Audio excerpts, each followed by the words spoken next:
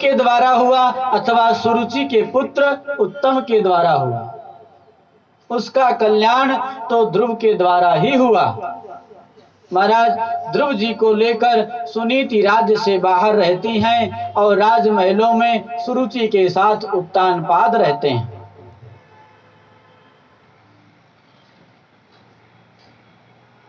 महाराज, संसार में बहुत बेईमान लोग पड़े हैं और हम भी उन्हीं के प्रकार से अपनी मनमानी करके उन्हीं के रास्ते पर चलने लगे, तो उनमें और हम में क्या अंतर रहा। ध्रुव जी महाराज आज भी तारे के रूप में चमक रहे हैं। कीर्तियस्य सजीवितः, जब तक मनुष्य की कीर्ति जीवित है, एक प्रकार से वह मनुष्य जीवित रहता है। जो अच्छा पुरुष होता है वह हजारों वर्ष जीता रहता है, संसार में उसकी कीर्ति रहती है। लेकिन जो बेईमान पुरुष होते हैं उनकी लोग बुराइयां ही करते हैं। इस प्रकार से महाराज मैत्रेय जी कहते हैं, विदुर जी, हमें सुनीति को ग्रहण करना चाहिए, ना कि सुरुचि को। एक दिन महाराज घूमते हुए ध्रुव जी राजमहल में आए। महाराज राजा ने देखा कि ध्रुव आया हुआ है, तो उन्होंने ध्रुव को अपनी गोदी में लेकर और अपने राज सिंहासन में बैठा लिया।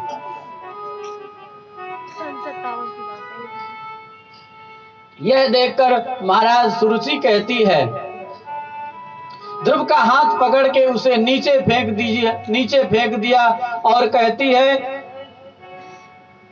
कि तू इसलिए इस आसन पर नहीं बैठ सकता कि तू भगवान कि तू अपने उत्तम का भाई है अथवा उत्तानपाद का पुत्र है।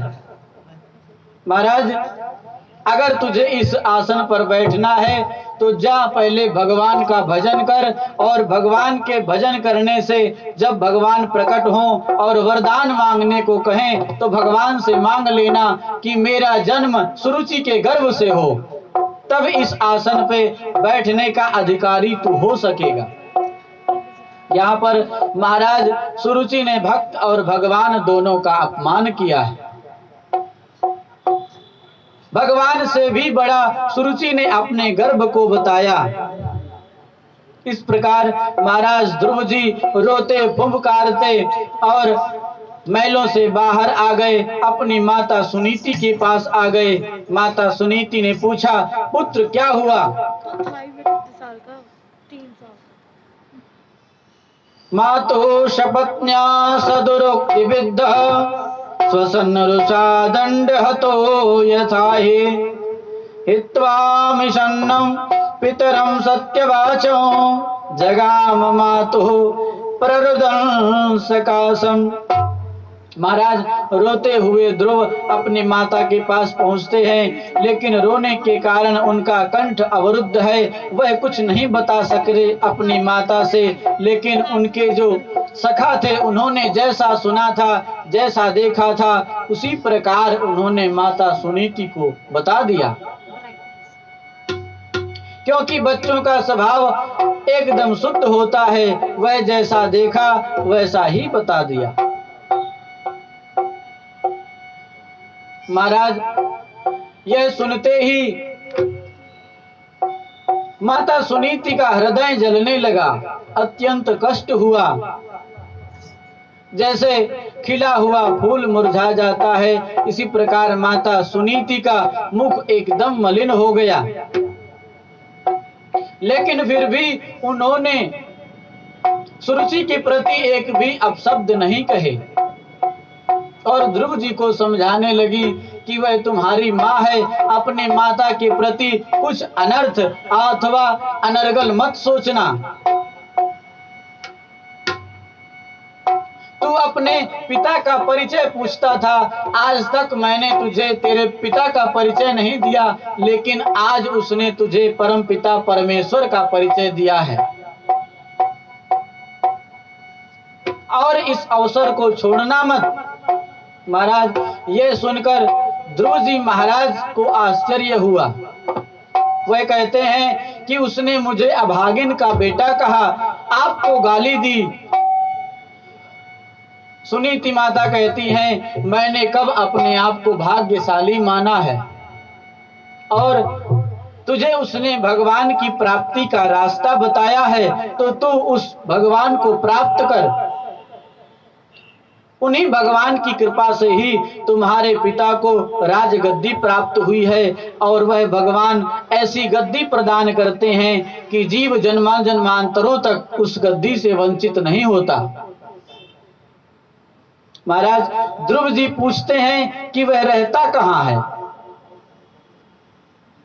उसका वास कहाँ है।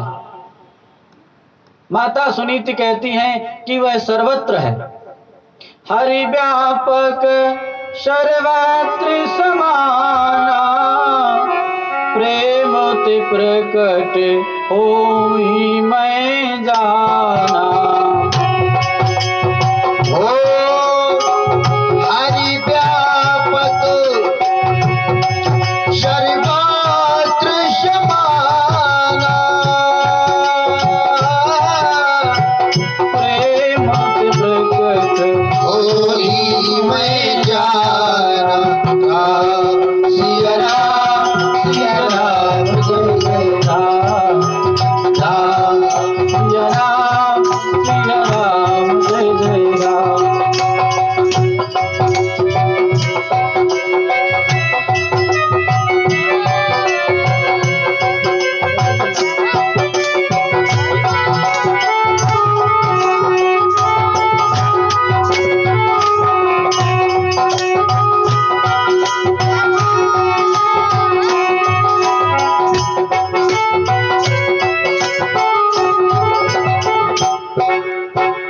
महाराज सुनीति माता कहती हैं कि वह सर्वत्र है, कण कण में व्याप्त है।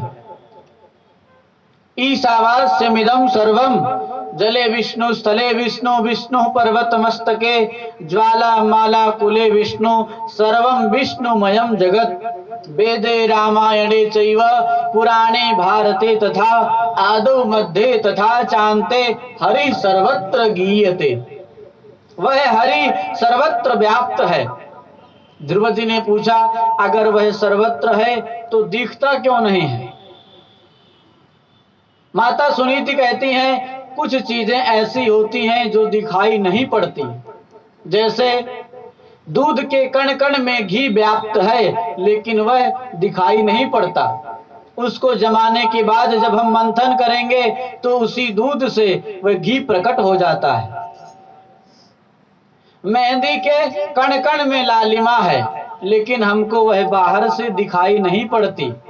जब हम उसे अपने हाथों पर लगा के रखेंगे तब वह हमारे हाथों पर चढ़ जाती है, लेकिन बाहर से दिखती नहीं।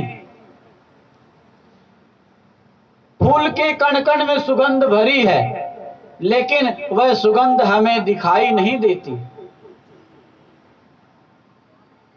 ऐसे ही गन्ने के कण कण में मिठास भरी है, लेकिन बाहर से हमको वह मिठास दिखाई नहीं पड़ती। जैसे ईख में मिठास है, पुष्प में सुवास है, ऐसे ही मेरे प्रभु का कण कण में वास है। महाराज इस प्रकार से माता सुनीति ने ध्रुव को बहुत समझाया और कहा कि उस परम प्रभु को प्राप्त कर उनका भजन कर।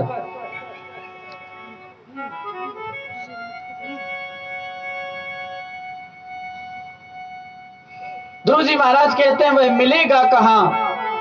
माता सुनीति कहती है कि जहां पर तुम्हारा प्रेम पुष्ट हो जाएगा भक्ति ज्ञान वैराग्य के साथ, वहीं पर वह भगवान प्रकट हो जाएगा। बहुत से लोग कहते हैं कि महाराज तुलसीदास जी की पत्नी ने उन्हें इतना डांटा कि वह बैरागी बन गए, उन्हें वैराग्य हुआ। अगर पत्नी के डांटने से ही कोई को वैराग्य हो जाता है तो आजकल घर घर में महात्मा नजर आते हैं। ऐसा नहीं है महाराज। दीपक के साथ बत्ती लगी हुई घी में डूबा हुआ दीपक रखा हुआ है और चिंगारी लगा दो तो वह दीपक जल उठता है। हमारे पास बत्ती और घी कुछ भी ना हो तो वह दीपक जलेगा कहां से। इसी प्रकार से महाराज ये स्वाभाविक है, उनको वैराग्य होना था, लेकिन उनके पत्नी के वचन ही निमित्त बन गए और आज ध्रुव जी के वैराग्य में उनके सौतेली माँ के वचन ही उस वैराग्य के कारण बन गए। ध्रुव जी महाराज तो आज जंगल की ओर चल दिए और जंगल की ओर जा रहे हैं। तो जो भगवान के नाम से निकलता है, भगवान को प्राप्त करने की इच्छा से निकलता है, भगवान के लिए निकलता है, तब उसको सद्गुरु की आवश्यकता पड़ती है। लेकिन अभी तक ध्रुव जी महाराज 5 वर्ष के हैं, उनके पास कोई गुरु नहीं है, उनको कोई ज्ञान नहीं है, बस वो भगवान की प्राप्ति के लिए ही घर छोड़कर जंगल की ओर चल दिए। भगवान को प्राप्त करने के लिए, भगवान को ढूंढने के लिए। तो महाराज जब तक संत नहीं मिलेंगे, हमें कोई गुरु नहीं मिलेंगे और वह भगवान की प्राप्ति का ज्ञान हमें नहीं देंगे, भगवान की प्राप्ति का रास्ता हमें नहीं दिखाएंगे, हम भगवान को नहीं प्राप्त कर सकते। आप लोग जब बांके बिहारी जी जाते होंगे तो एक ही रास्ते से जाते होंगे। बांके बिहारी जाने के 5 रास्ते हैं, लेकिन सब कोई अलग अलग रास्ते से जाते हैं। कोई आसानी से पहुंच जाते हैं, तो कहीं पर जाम लग जाता है, उसमें फंस जाते हैं। लेकिन जो वृंदावन के रहने वाले हैं, वहां के ब्राह्मण हैं, संत हैं, वह 5 मिनट में बांके बिहारी के दर्शन करके बाहर निकल आते हैं।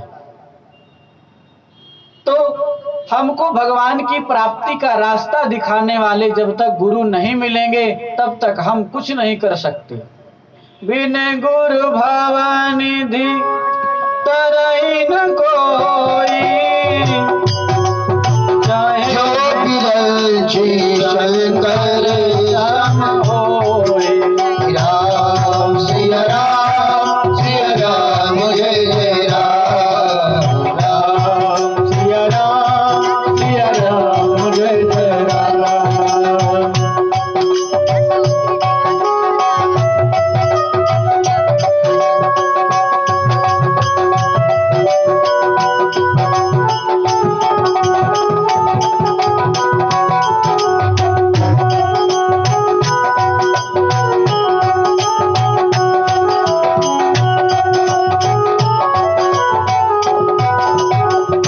महाराज भगवान ने देखा कि ध्रुव मेरे लिए निकल गया है घर से, तो अब इसे किसी गुरु की आवश्यकता है और इसे गुरु मिलना चाहिए।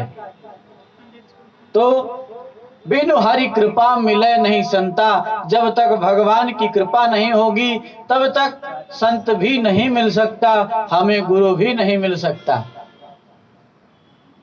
तो आज महाराज ध्रुव जी को नारद जी के दर्शन होंगे और सब कुछ जीवन में प्राप्त हो सकता है, लेकिन जब तक भगवान का रास्ता,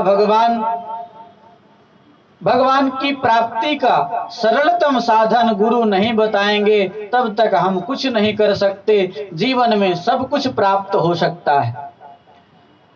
तात मिले पुनिमात मिले, सुत भ्रात मिले युवती सुखदाई, राज मिले गजबाज मिले, सब साज मिले मन वांछित पाए।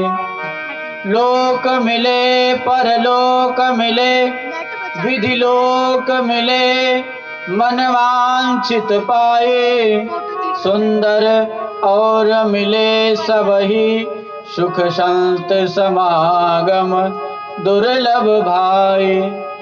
महाराज इस संसार में व्यक्ति सब कुछ प्राप्त कर सकता है, लेकिन संतों का संग, भगवान की भक्ति, भगवान की कथा अत्यंत दुर्लभ है, भगवान की कृपा से ही वह प्राप्त हो सकता है। तो महाराज आज नारद जी अपने बीना पर नारायण नाम का आश्रय लेते हुए, करताल बजाते हुए आज ध्रुव जी के सामने पधारते हैं।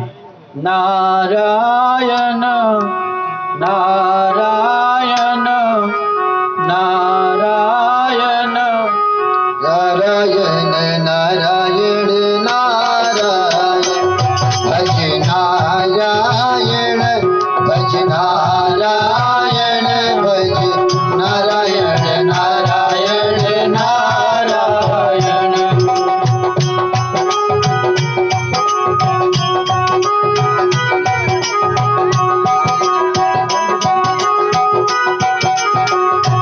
भज नारायण भज नारायण श्रीमन्नारायण नारायण नारायण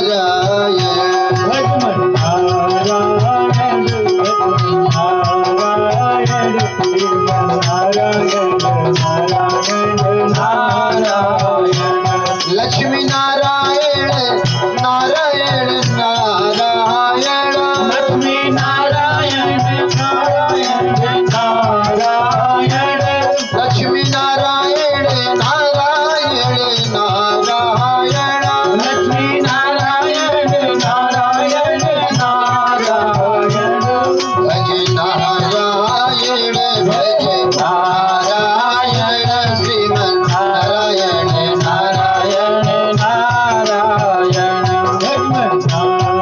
भज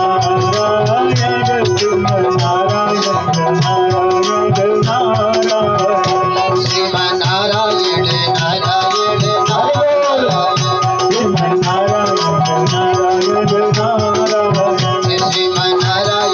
नारायण नारायण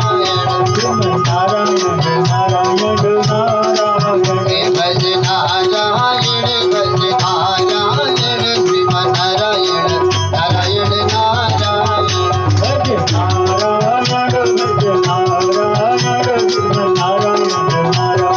नारायण श्रीमन्नारायण नारायण नारायण हे भगवान नारायण नारायण नारायण श्रीमन्नारायण नारायण नारायण हे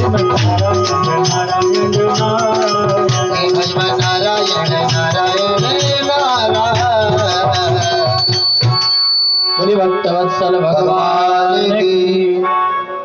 महाराज नारद जी पधारे, ध्रुव जी के सामने प्रकट हो गए और पूछते हैं, बेटा ध्रुव, तू इस जंगल में अकेला क्या कर रहा है?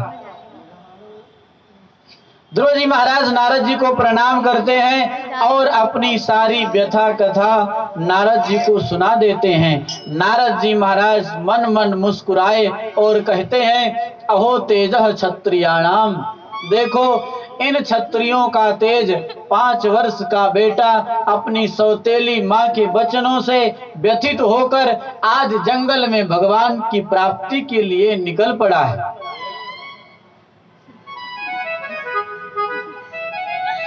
नारद जी महाराज कहते हैं कि इसकी थोड़ी परीक्षा लेनी चाहिए। यह कैसा भक्त है, भगवान को प्राप्ति करने में यह सफल होगा कि नहीं होगा, क्योंकि आजकल बहुत ही मरकट बैरागी होने लगे हैं। किसी भी घर से कोई भी निकल लेता है महाराज कि अब तो मैं भजन करने चला जाऊंगा। घर में हुई खटपट कि चल बाबा मठ पर। घर परिवार में थोड़ा सा खटपट हुआ, थोड़ा झगड़ा हुआ तो महाराज मन करता है कि ये संसार एक बहुत स्वार्थी है, कोई किसी का नहीं है, अब मुझे इस घर में नहीं रहना, मैं तो चला वृंदावन, इस संसार को छोड़कर भगवान का भजन करूंगा, भगवान की प्राप्ति करूंगा। इस संसार में कोई किसी का नहीं। महाराज घर से निकल गया और स्टेशन तक पहुंचता है, तभी उसको अपने पोते की याद आ जाती है और कहता है कि वह मेरा पोता मेरे बिना खाएगा नहीं, मेरे बिना पिएगा नहीं, वह बीमार पड़ जाएगा। कोई बात नहीं, घर परिवार है, जहाँ 4 बर्तन रहते हैं वहाँ खटपट तो होती ही रहती है। इसे महाराज मरकट वैराग्य कहते हैं। बंदरों की तरह कभी इस डाली पर तो कभी उस डाली पर। नारद जी ने सोचा कि इसकी परीक्षा लेनी चाहिए। तो नारद जी कहते हैं, ध्रुव, यह उम्र तो तुम्हारी खेलने कूदने की है और तुम जंगल में आ गए। नारद जी समझाने लगे, ध्रुव बेटा, जिस परमात्मा को ढूंढने तुम निकले हो, जंगलों में यहाँ हजारों ऋषि मुनि मिलेंगे जो लाखों वर्ष से भगवान की एक छवि देखने के लिए बैठे हैं, लेकिन आज तक उन्हें भगवान का दर्शन नहीं हुआ।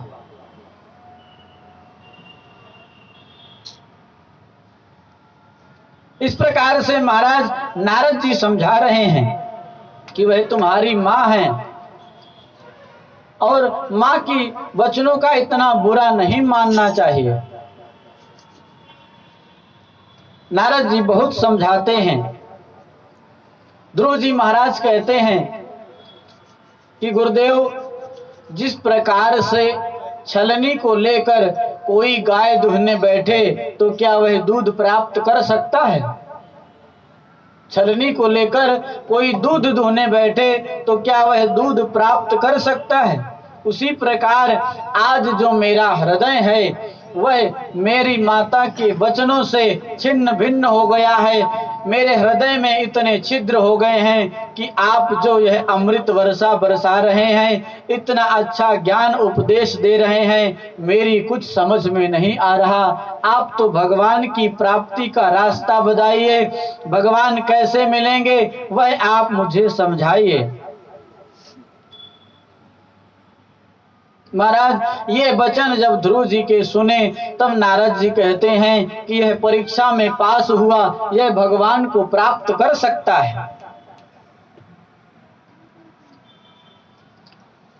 नारद जी महाराज ध्रुव जी को मंत्र दे देते हैं और कहते हैं, बेटा तू जा मथुरापुरी में और वहां यमुना जी में स्नान करके और अपनी भजन प्रक्रिया प्रारंभ कर। समस्त विधि को सीख कर नारद जी महाराज के द्वारा आज ध्रुव जी महाराज चल दिए और मथुरापुरी में यमुना जी में स्नान करके आज महाराज वह भजन करना प्रारंभ कर रहे हैं। स्नान करने के बाद महाराज भजन में बैठ गए और उन्होंने एक नियम ले लिया, त्रिरात्रांते तिरात्रांते कपित्थवदरासनः। 3 दिन में 1 दिन ही फलाहार लेते हैं और 1 महीने तक कुछ नहीं खाते। 3 दिन में फलाहार लेते हैं, फिर 3 दिन तक कुछ नहीं खाते, फिर 3 दिन में फलाहार लेते हैं। ऐसा नियम उनका 1 महीने तक चला और महाराज भजन कर रहे हैं, ओम नमो भगवते वासुदेवाय, ओम नमो भगवते वासुदेवाय, भगवते वासुदेवाय, वासुदेवाय मेरो वासुदेवाय, वासुदेवाय मेरो वासुदेवाय, रामचंद्राय मेरो रामचंद्राय, रामचंद्राय मेरो रामचंद्राय, कृष्णचंद्राय मेरो कृष्णचंद्राय, कृष्णचंद्राय मेरो कृष्णचंद्राय। ओम नमो भगवते वासुदेवाय, ओम नमो भगवते वासुदेवाय, ओम नमो भगवते वासुदेवाय, ओम नमो भगवते वासुदेवाय। महाराज इस प्रकार से भजन चल रहा है और भजन का दूसरा महीना चालू हुआ तो षष्ठेर भको दिने महाराज 6 दिन में एक बार वह वृक्षों के पत्ता आदि खा लेते हैं, दूर्वा घास जो भगवान में चढ़ती है यह खा लेते हैं और 6 दिन तक कुछ नहीं खाते। इस प्रकार से यह 6 दिन का नियम भी 1 महीना तक चला और भजन करते जा रहे हैं। ओम नमो भगवते वासुदेवाय, ओम नमो भगवते वासुदेवाय,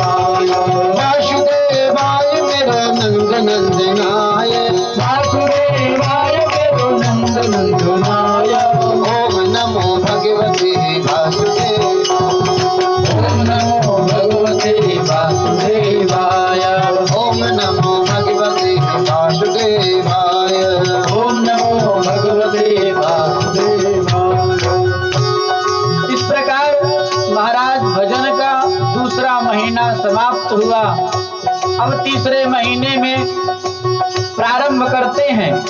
नवमे हनी, 9 दिन में एक बार जल पी लेते हैं और 9 दिन तक कुछ खाते पीते नहीं हैं। इस प्रकार से यह 9 दिन का जो व्रत है यह 1 महीना तक चला और निरंतर भजन कर रहे हैं। नंद नंदनाय मेरो रामचंद्राय, नंद नंदनाय मेरो रामचंद्राय, नंद नंदनाय मेरो कृष्ण चंद्राय, नंद नंदनाय मेरो कृष्ण चंद्राय। ओम नमो भगवते वासुदेवाय, ओम नमो भगवते वासुदेवाय, ओम नमो भगवते वासुदेवाय, ओम नमो भगवते वासुदेवाय, हे वासुदेवाय। महाराज इस प्रकार से यह 9 दिन का व्रत चलता रहा। अब चौथे महीने में प्रवेश करते हैं तो 12 दिन में एक बार सिर्फ वायु सांस ले लेते हैं, एक बार वायु को पी लेते हैं और 12 दिन तक कुछ भी खाते पीते नहीं हैं। इस प्रकार से यह महीना भी चल रहा है और निरंतर भजन कर रहे हैं। ओम नमो भगवते वासुदेवाय, ओम नमो भगवते वासुदेवाय, हे ओम नमो भगवते वासुदेवाय, ओम नमो भगवते वासुदेवाय, वासुदेवाय मेरो वासुदेवाय, वासुदेवाय मेरो वासुदेवाय, ओम नमो भगवते वासुदेवाय। ओम नमो भगवते वासुदेवाय।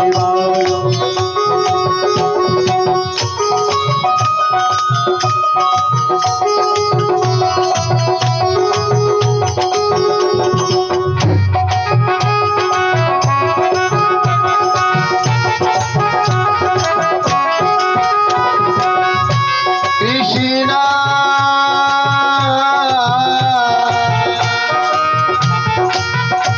कृष्णा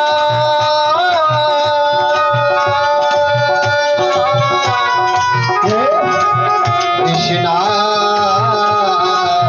हरे हरे, श्री कृष्ण गोविंद हरे मुरारी, हे नाथ नारायण वासुदेवा, हे नाथ नारायण वासुदेवा, हे नाथ नारायण वासुदेवा, हे नाथ नारायण वासुदेवा, हे नाथ नारायण वासुदेवा। श्री कृष्ण गोविंद हरे मुरारी, हे नाथ नारायण वासुदेवा, श्री कृष्ण गोविंद हरे मुरारी, हे नाथ नारायण वासुदेवा। ओम नमो भगवते वासुदेवाय, ओम नमो भगवते वासुदेवाय, ओम नमो भगवते वासुदेवाय, ओम नमो भगवते वासुदेवाय, वासुदेवाय मेरो रामचंद्राय, वासुदेवाय मेरो रामचंद्राय, वासुदेवाय मेरो रामचंद्राय, वासुदेवाय मेरो रामचंद्राय। नम नम नम नम नम नम। ओम नमो भगवते वासुदेवाय, ओम नमो भगवते वासुदेवाय, ओम नमो भगवते वासुदेवाय, ओम नमो भगवते वासुदेवाय, वासुदेवाय वासुदेवाय, वासुदेवाय वासुदेवाय। वासुदेव। बोलिए भक्तवत्सल भगवान की जय हो। महाराज इस प्रकार से ध्रुव जी का भजन चल रहा है। इसके बाद 5वें महीने में जब उन्होंने प्रवेश किया तो महाराज अंगूठे से बल खड़े हो गए और अपना प्राण श्वास जो होता है उसे रोक लिया। उसे रोक लिया तो संसार में हाहाकार मच गया। सभी देवताओं का, ऋषियों का, सबका प्राण श्वास रुक गया। महाराज नैवं विदामो भगवन् प्राणरोधम चराचरस्याखिल सत्वधाम्ना विधेहि तन्नो व्रजनाद् विमोक्षम् प्राप्त वयम त्वाम शरणं शरण्यम। महाराज सभी त्रैलोक्य के देवता भगवान विष्णु के पास जाते हैं और कहते हैं प्रभु हमारी रक्षा करिए।